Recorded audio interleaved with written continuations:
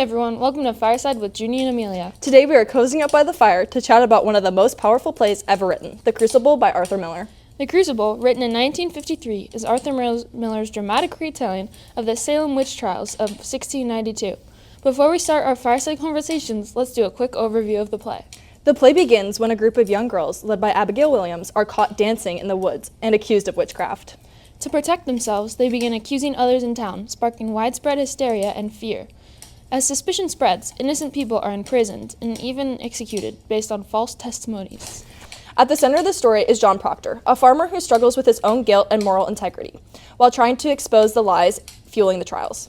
Through The Chaos in Salem, Miller explores the themes of truth, power, reputation, and destructive force of mass hysteria, serving as a powerful allegory for the Red Scare and the hunt for communists during Arthur Miller's lifetime, as well as the dangers of fear-driven persecution.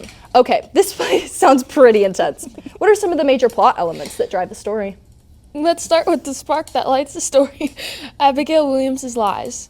At the beginning of the play, Abigail is caught dancing with the other girls in the woods. Abigail claims that they are bewitched to save herself, as dancing in the woods back then was a very wrong thing to do. This is what began the mass hysteria in Salem. Exactly. Following Abigail's lead, the other girls begin to accuse people of using the devil to possess others. Because these girls are acting wild, being sick, and pretending to see hallucinations, judges Hawthorne and Danforth believe them. John Proctor's guilt is another major plot element that drives the story forward. As we see in Act 1, Proctor and Abigail have a conversation about their previous affair. Proctor states that nothing will happen between them again. Since Proctor is married and old, and Abigail is a child, this affair is pretty bad and would ruin Proctor's reputation if it got out. Yeah, if anyone found out that Proctor and Abigail had an affair, they would definitely be subject to public shame. This damages Elizabeth, Proctor's wife, and her relationship to Proctor as well, betraying her trust. Elizabeth's quiet strength and forgiveness are another major plot element of the play. Because she says it is not her right to judge John Proctor, he believes that he can do what's right and tell the truth to save Elizabeth and the other women accused.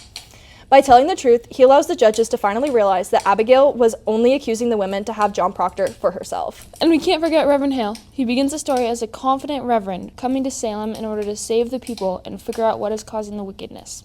As the trials become more and more crazy, Hale transforms. He becomes a person trying to save people regardless of the other reverend and judges' views. At the end, he is begging the prisoners to lie just to save their lives. Hale's character arc shows how easily faith and authority can be changed when judgment is corrupt. His views. At the end... Where'd the lights go? Is it Reverend Hale? It's Reverend Hale! Oh no! No, because the power's a witch. What? Hello. The lights are turned on, guys. Are we bewitched? We're bewitched. During Act 3, which takes place in the courtroom, we see all logic disappear. The girls start pretending to see spirits, and they blame Mary Warren. The adults start twisting the accusations, and all reason vanishes. The realness of the script makes it that much more haunting. Now, Jeannie, what would you rate the play out of 10? I think I would rate this play a 6 out of 10. I think it was very interesting how Arthur Miller was able to create a story-long analogy to the corruption he was facing in his real life, but I don't really find the play interesting in itself. What would you rate the play out of 10? Probably like a 6 or a 7 out of 10! Belt right to they behind the way that switch, I know he dying. 6, 7. 6, 7! No, but honestly, I'm not big on witchcraft and witches, which is the plot of the play. Also, when reading the script, I noticed a lot of yelling, which is not the correct way to solve a disagreement. Well, I guess that wraps up everything. Thanks for watching our segment on The Crucible. And make sure to tune in next time on Fireside with Junie and Amelia. Go Bears! And play. Okay.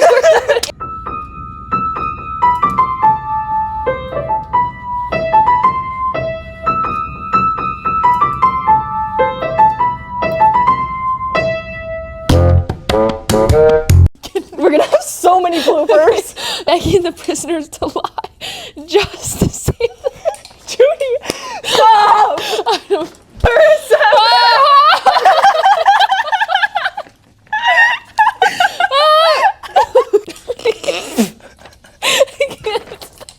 And we can't forget Reverend Hale.